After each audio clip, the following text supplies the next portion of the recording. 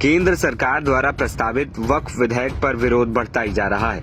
शुक्रवार को अलविदा जुमा है, यानी कि रमजान के महीने का आखिरी जुमा।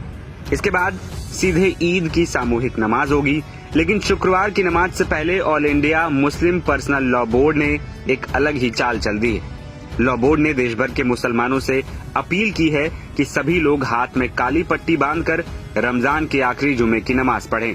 ये फैसला वक्फ संशोधन बिल की मुखालफत करने के लिए किया गया है।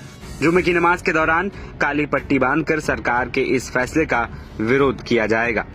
एक्स पर एक पत्र साझा करते हुए AIMPLB ने कहा है कि अल्हम्दुलिल्लाह दिल्ली के जंतर मंतर और पटना के धरना स्थल पर मुसलमानों के जोरदार विरोध ने कम से कम भाजपा के सहयोगी दलों में हलचल जरूर पैदा कर दी। AIMPLB ने विधेयक पर अपनी चिंता व्यक्त करते हुए इसे भयावह साजिश बताया, जिसका उद्देश्य मुसलमानों को उनके धार्मिक और धर्मार्थ संस्थानों से वंचित करना है। पत्र में लिखा गया है कि वक्फ संशोधन विधेयक 2025 मुसलमानों को उनकी मस्जिदों, ईदगाहों, मदरसों, दरगाहों, खानकाहों, कब्रिस्तानों और धर्मार्थ संस्थानों से वंचित करने के उद्देश्य से एक भयावह साजिश है। अगर ये विधेयक पारित हो जाता है तो सैकड़ों मस्जिदें और धर्मांध संस्थान हमसे छीन लिए जाएंगे। इसीलिए देश के हर मुसलमान की जिम्मेदारी है कि वो इस विधेयक का कड़ा विरोध करे।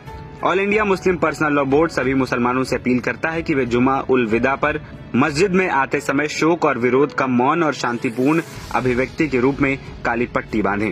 AIMPLB के महासचिव मौलाना मोहम्मद फजलुर रहीम मुजाहिदी ने एक वीडियो पोस्ट कर अपील की है, जिसमें उन्होंने लोगों से नमाज के लिए जाते समय अपने दाहिने हाथ पर काली पट्टी बांधने की गुजारिश की है।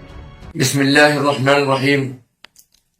मेरे दीनी भाइयों, बुजुर्गों और दोस्तों, जैसा कि आपको मालूम है, all India Muslim personal law board की जानिब से वक्फ तरमीमी बिल 2024 के खिलाफ एहतजाज का सिलसिला जारी है।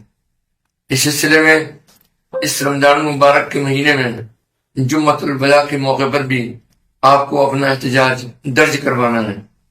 इस सिलसिले में आपसे दरख्वास्त की जाती है कि अब जुमे की नमाज में जाएं तो अपने दाहिने हाथ में काली पट्टी लगाकर खामोशी के साथ में एहतजाज का मुजाहिरा करते हुए मस्जिद में जाएं और उसकी वीडियो खींचकर भी वायरल करें और all India Muslim personal law board के सोशल मीडिया डेस्क पर भी भेजने की कोशिश करें।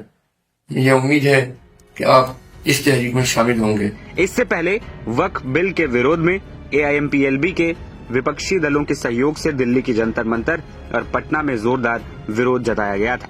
दूसरी ओर संसद की JPC ने वक्फ संशोधन विधेयक पर अपनी रिपोर्ट बीते 30 जनवरी को ही लोकसभा अध्यक्ष ओम बिरला को सौंप दी थी। इस बिल को लेकर 31 सदस्यों वाली कमेटी ने कई बैठकें और चर्चाएं की थी। माना जा रहा है कि वर्तमान में संसद में जारी बजट सत्र के दौरान ही वक्फ संशोधन विधेयक को संसद में पारित करने के लिए पेश किया जा सकता है।